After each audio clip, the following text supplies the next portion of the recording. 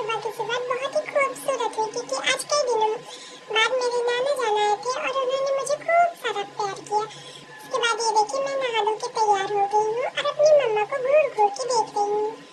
फिर उसके बाद यहाँ पर मैं अपनी मम्मा के साथ खेलती हुई और उन्होंने मुझे खूब सारा प्यार किया। फिर मैं यहाँ पे शैतानी कर रही थी और बार बार मेरी मम्मा मेरा पैर पकड़कर मुझे खींच रही थी और मैं यहाँ पर बाहर जाने की कोशिश कर रही थी। फिर उसके बाद मौसम खराब हो गया, तेज तेज बारिश और तूफान आने लगा और मैं थक हार कर सो गई।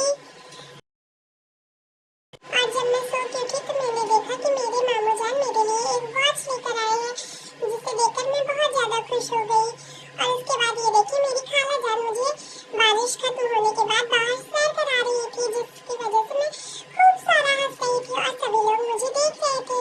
फिर उसके बाद पार्सल वाले भैया का कॉल आया कि मेरा डायपर आ गया है, इसलिए मैं उसे लेने बाहर चली गई। और ये देखिए मेरा डायपर का पैक आ गया, जिसे लेकर मैं बैठी थी और मम्मा से कह रही मम्मा मुझे एक पहना दो। फिर उसके बाद मैं अपनी खाला जान और मम्मा जान दोनों लोग के बीच में बैठ